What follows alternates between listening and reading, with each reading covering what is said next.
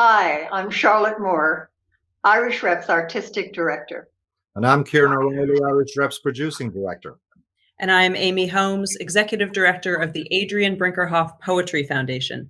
Thank you for joining us for Poetic Reflections, Words Upon the Window Pane. For the past several years, the Brinkerhoff Foundation has worked with Irish filmmaker Matthew Thompson to create beautiful short films that blend dazzling Irish poets of the 20th century with potent new voices of the 21st, capturing them in stirring, personally significant locations in Ireland, London, and New York. When Amy approached us about presenting the Foundation's first major U.S. exhibition of these phenomenal films, we jumped at the opportunity. In addition to being available online, both at irishrep.org and brinkerhoffpoetry.org, visitors and passersby can stop and view the films in a new installation in Irish Rep's lobby windows. This is the first public activation of our space since the COVID-19 shutdown began in March of 2020. We are delighted to use our window panes to reflect the multicultural face of Ireland. If you're in New York, stop by and see it on West 22nd Street. During this long pause in our communal cultural life, the pleasures and comfort of poetry have taken on greater importance and new resonance. We hope visitors to the exhibition, both online and in person, will respond to the universal themes explored by some of Ireland's greatest poets of the 20th century and some of the most important and diverse voices writing in English today. To watch, stop by on 22nd Street or watch online from now through May 2nd. And thank you for joining us.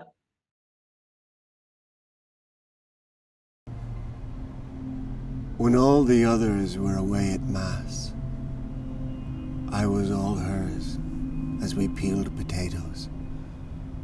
They broke the silence, let fall one by one, like solder weeping off a soldering iron. Cold comforts set between us, things to share, gleaming in a bucket of clean water, and let fall again. Little pleasant splashes from each other's work would bring us to our senses. So while the parish priest at her bedside went hammer and tongs at the prayers for the dying, and some were responding and some crying, I remembered her head bent towards my head, her breath in mine, our fluent dipping knives, never closer, the whole rest of our lives.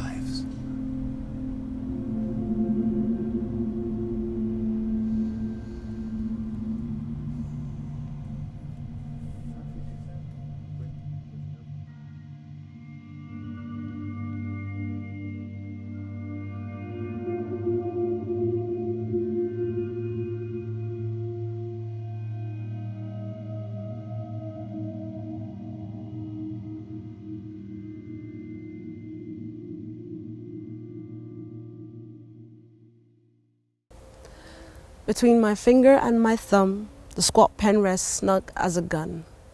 The pockets of our greatcoats full of barley, no kitchen on the run, no striking camp. We move quick and sudden in our own country. The priest lay behind ditches with the tramp. A people hardly marching on the hike. We found new tactics happening each day. We cut the rein and rider with the pike and stampede cattle into infantry. Then retreat through the hedges where cavalry must be thrown, until on Vinegar Hill, the final conclave. Terror's thousands died, shaking sides at the cannon. The hillside blushed, soaked in our broken wave. They buried us without shroud or coffin. In August, the barley grew up out of our grave. By God, the old man could handle a spade. Between his finger and his thumb, the squat pen rested snug as a gun. Between my finger and my thumb, the prop pen shoots like a passed-on baton. The pockets of our great fathers were once full of barley. Ours are brimming with grains ingrained in us. These seeds planted bore the first fruits of freedom. We moved quick and sudden in our own country. We still move quick and suddenly. The priest no longer lays behind anything or anyone. We've rescued the tramps with our marches. Marching, we cut through the rains and the rain that plowed silence from infancy. Though Vinegar Hill brought final conclave, and the tiger the Celts reared met its own grave. We could no longer be buried without shroud or coffin. No more the croppies or barley-grown graves. Just people, just fighters, fathers and mothers with names.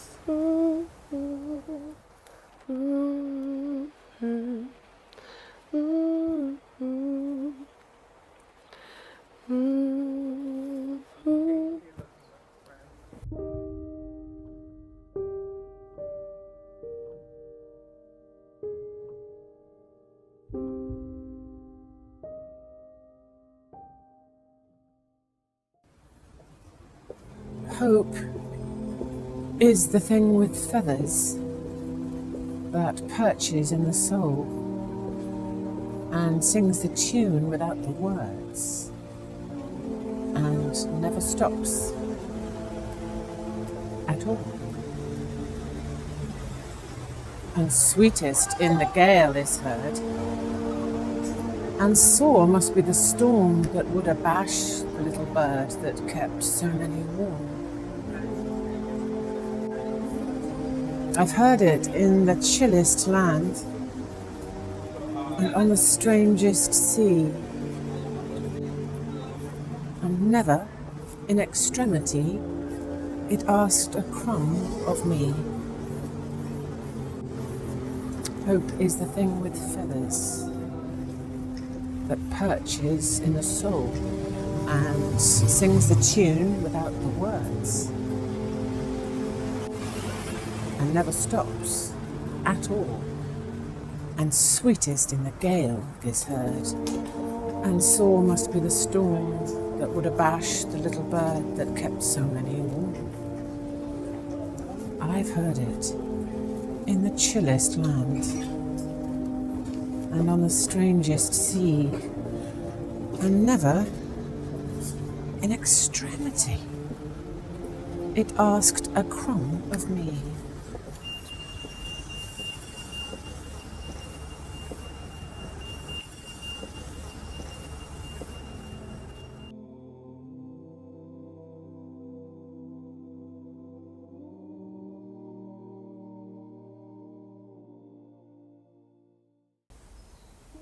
I watched them for a long while, the pair rising and courting the field in daylight, the strange geometry of their faces funneling the air, and everything, their whiteness, their sense of having slipped through from another world, their focus on the hunt.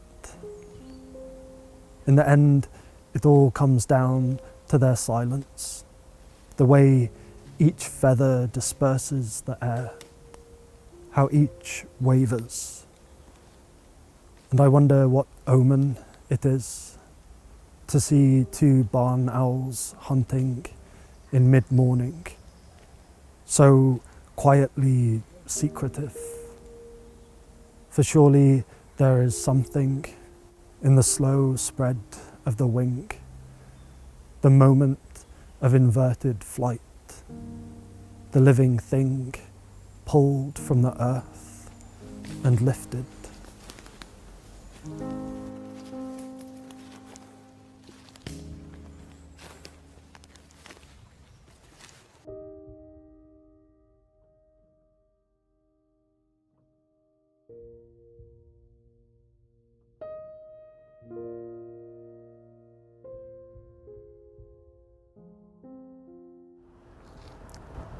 Write a poem about anything. Rip the page from the book and make a paper plane. You know, the simple ones we made as children. When I was a kid, I would breathe into the wings of a paper plane like somehow I had the lungs of God. And that must be how he kept planes in the sky. Because even then we knew that living isn't just breathing, but the application of breath. So breathe into yours and let that paper plane poem fly. Believe without questioning that air and words can keep anything alive. For what is God if not His breath and His words that come to life when the world feels dark and empty? My mirror always gives advice like, consider the big picture, but always pay attention to detail. All my gods don't pay attention to detail. I don't blame them. There's over 7 billion details, so maybe we all don't matter the same. But at some points, we all believe that our breaths could keep planes in the sky. At some points, we all believe that God will make our dreams come true. So today, I'm writing poems, I'm making planes, and taking breaths so deep that the paper ripples from the wind of my lungs. I guess what I'm trying to say is, I'm trying. See, men like me, we daydreamers. We're caterpillars trying to be birds, but we'll settle for butterflies. My best friend, she's a tree, planted deep, but reaching for the sky, shedding her leaves in autumn because she knows even the ground needs a blanket from the cold. See, all my gods don't pay attention to detail. But my best friend, she's human and kind, or at least she tries. We still fear the empty in a half-full glass. But we know we need air as much as we need water, so we drink. Half believing we're all gods in charge of our own planes, and we breathe. Half expecting the human in us to always try. But we always, more often than sometimes, leave something in the glass for someone else.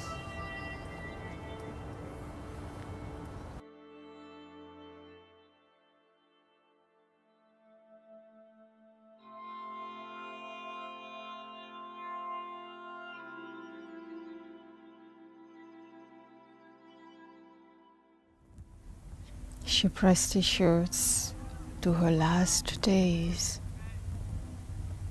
squinting her eyes, facing the ridges that still stood over the years.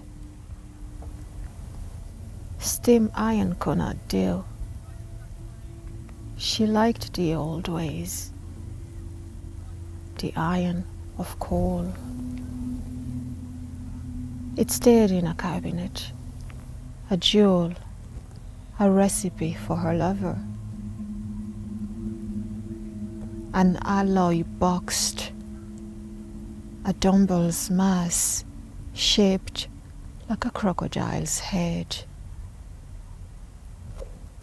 Its upper lip pierced, a scroll-like ring for locking the zigzagged jaw.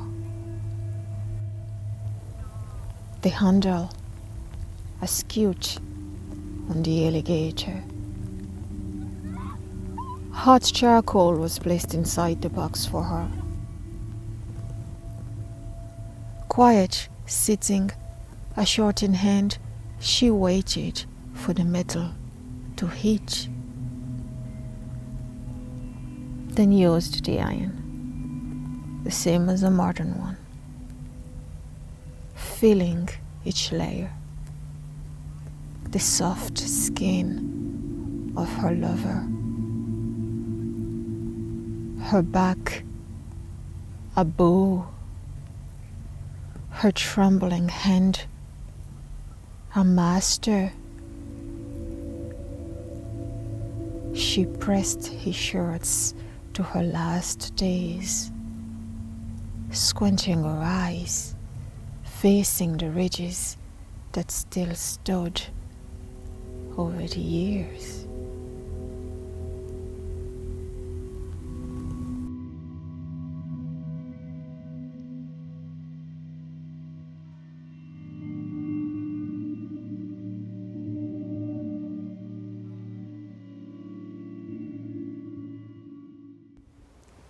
There's a phrase in the Irish language, chuir mé béarla air. I put English on it that I find very striking when I'm translating. It's almost, or what it brings to mind to me is the sense of cloaking a language in another language, in a dominant language in this case. And so this sé seo an béarla a chur Lady Gregory ar an dáin seo, this is the English that Lady Gregory has put on this lost poem. The heart of the wood. My hope and my love, we will go for a while into the wood, scattering the dew, where we will see the trout, we will see the blackbird in its nest, the deer and the buck calling, the little bird on the highest branch that sings the sweetest, the cuckoo up on the fresh green, and death will never come near us in the sweet wood.